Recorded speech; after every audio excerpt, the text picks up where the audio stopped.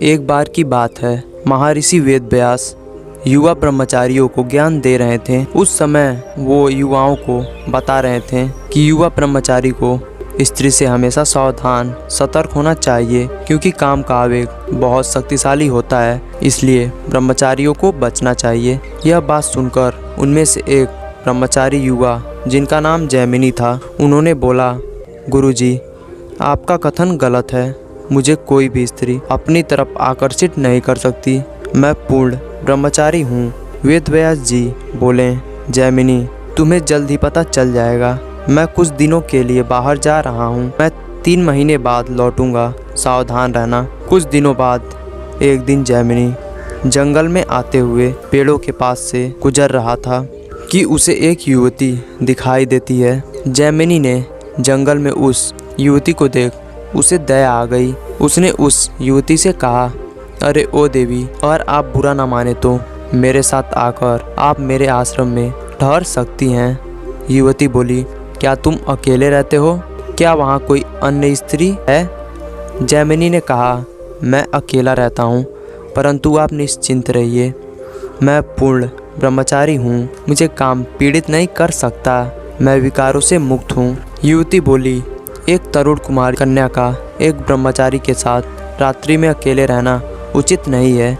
जैमिनी ने कहा, देवी, भयभीत मत होइए, मेरा विश्वास कीजिए। मेरा ब्रह्मचर्य पूर्ण है। मैं शपथ लेता हूँ कि आपको कोई हानि नहीं होगी। तब युवती उसके साथ रात्रि को आश्रम में रहने के लिए तैयार हो गई। जैमिनी आश्रम के बाहर और युवती आश्रम के अंदर सो रही थी। लगभग आधी रात के समय जैमिनी के मन में वासना की ललक उठी, किंतु उसने उसे इग्नोर कर दिया। फिर से वो सो गया। अब रात्रि में तेज और ठंडी हवाएं चलने लगीं। जैमिनी उठा और दरवाज़ा खटखटाया और कहा, ओ देवी, बाहर बहुत ज़्यादा ठंडी हवा चल रही है। मैं इन्हें सहन नहीं कर सकता, इसलिए मैं अंदर सोना चाहता हूँ। तो उस युवती ने दरवाज़ा खोला। अब जैमिनी अंदर सो रहा था। इस बार फिर उसके मन में तीव्र वासना की ललक उठी। इस बार वह उसके निकट सो रहा था। तब उसके सांसों को महसूस कर रहा था, उसकी महक को महसूस कर रहा था। एक बार फिर उसके मन में वासना का प्रचंड लालसा उठी।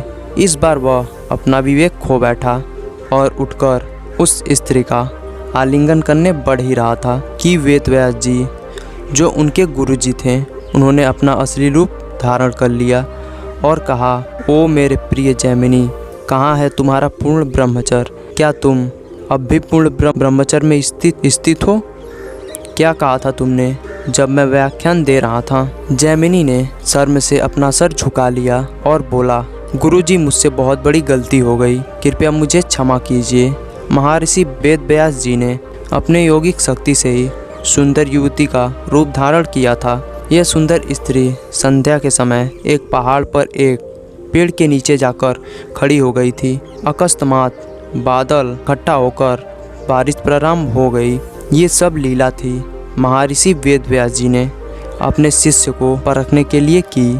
तो आप सोच सकते हो, जब एक महान इंसान इस माया में फंस सकता है तो हम क्या चीज़ हैं। इसलिए एक ब्रह्मचारी को हमेशा सावधान रहना चाहिए। इसलिए मैं हमेशा बोलता हूँ, आपको सतर्क रहो, सावधान रहो और ब्रह्मचर्य का पालन करो। आशा करता हूँ कि आप लोग समझ गए होंगे। I am AD man, I am on mission.